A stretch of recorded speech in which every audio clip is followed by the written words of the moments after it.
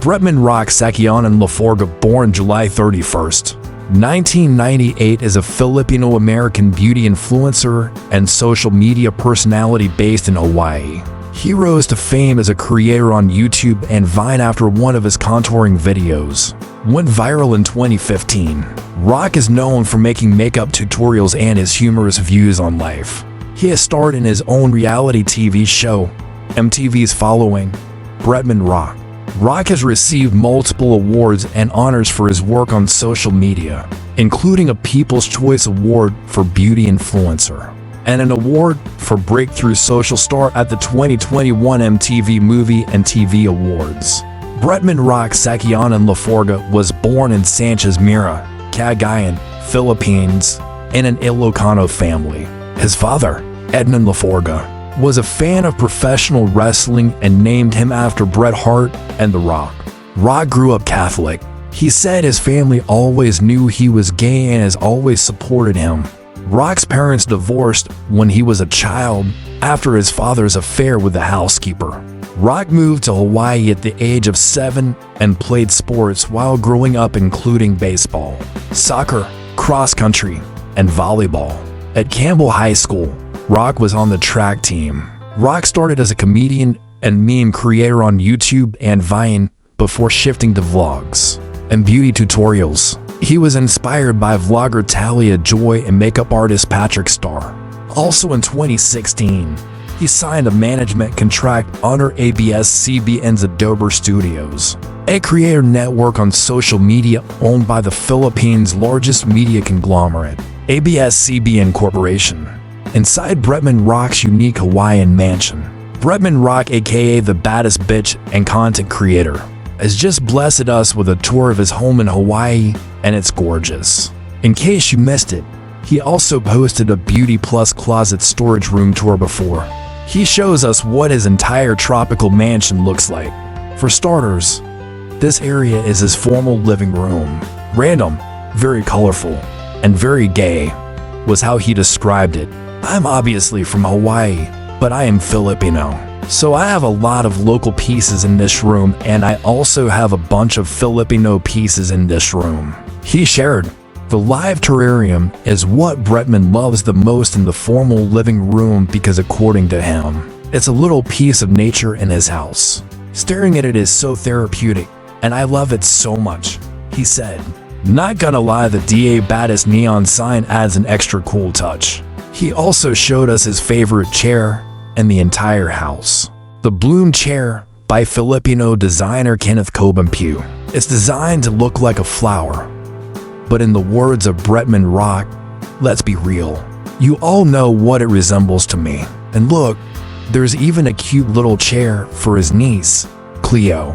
Fun fact, he also collects a lot of crystals and has several all over his house. Here are some in his living room. Next up, the formal dining room. Bretman mentioned that this area reminds him of moving to America and being an immigrant kid. But to be honest, here's one thing you don't see very often, a butt chair. He said he worked with designers from MCYI on this, and he appreciated how they were able to capture his weirdness. He also has a second living room near his kitchen and breakfast nook. It's so chill. When people ask me what I do, I often just show them this, Bretman said.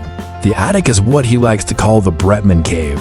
It's the ultimate hangout spot for his friends, and his favorite thing about the room are these mahjong sets. Did you know that Bretman's favorite subject is science? He loves it so much. He even has his own science corner in the attic. It's where he films science videos and collects interesting trinkets. Of course, you can't forget the beauty room, which he says is a cute reminder of where I started. Check out the wall full of 30 wigs. Can we all just take a second to appreciate this amazing view from his patio? Introducing Bretman's favorite piece from the front yard outdoor lounge area. His BB dogs, Tora and Elle, also made a special appearance. Bretman added that he will always be an island boy. My favorite part about living in Hawaii is just the energy of living here. Obviously, I just feel like Hawaii mountains hit different. It's just such a magical state and a magical place to live in. It will forever be my home. Bretman Rock spills the tea on how he met his boyfriend Justice Fester. Bretman Rock appeared on Quinlan Blackwell's YouTube channel for a new interview, cooking video. During their conversation, Rock opened up about how he met his boyfriend, Justice Fester, with whom he just went Instagram official to kick off Pride Month. He elaborated, "Basically, I met this man 6 years ago. I had no business being in the club, but we saw each other at the club. I never really hit up on anybody, but I could tell that his friends were telling him to hit me up, but he just gave, like, very hetero vibes. And I'm not about to get rejected by a hetero at the club. So I had my cousin Miss K to ask him if he was straight. She asked if he was straight, and he wasn't," Rock continued. "So, I slid in there, and I was like, 'What are we drinking?' We took a shot, and then I was putting my lip gloss on, and he was like, 'You're making me self-conscious. I feel like my lips are dry.' So, I grabbed his face and kissed him. Unfortunately, things didn't go smoothly for Rock and Fester right away. We went to go grab dinner after, and it was so quiet. It was like 12 of us on one long table, and we were blackout drunk. We got probably 5 words out of each other. After dinner, one of my friends was like, 'I think he's seeing one of my friends.' So, girl, who is Bretman Rock to be the third person? So, I just kind of forgot about him that night.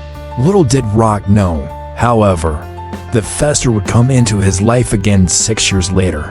I was watching Fallout," Rock explains. "I'm a Fallout fan, but the ending was so overwhelming. I had to pause, like, halfway through the ending, and I went scrolling on TikTok, and I see this man's TikTok, and I'm just staring at it like, why does he look so familiar?" He added, "So I went to his Instagram page that was linked, and he's private, and I was like, I'm ready to risk it all for this man. I don't ever slide on anybody's DM, but I was about to send him a DM being like, hey, but lo and behold, there was a DM from him 6 years ago apologizing because he was quiet that night and asking if he could take me out on a date, and I didn't reply. So, 6 years later, I'm like, is the date still on the table?" Rock recalled, and on that very same day, we went on a date. It went really well, and it was just one of those moments where I'm like, why do I feel like you've been around in that 6 years? Like I feel like we caught up from where we left off, even though we literally left off from the 10 words that we said to each other. But yeah, maybe that and you feel like because you would never rush in to get into no relationship. Blackwell, who was rumored to be kissing Billie Eilish recently, commented on the fact that Rock is never rushing to get into a relationship, or someone who constantly talks about how he needs to find a man. Rock agreed, adding, "Me needing a man. Girl, excuse me. I am the man, the woman, and the legend. Thank you for watching. Please subscribe to my channel."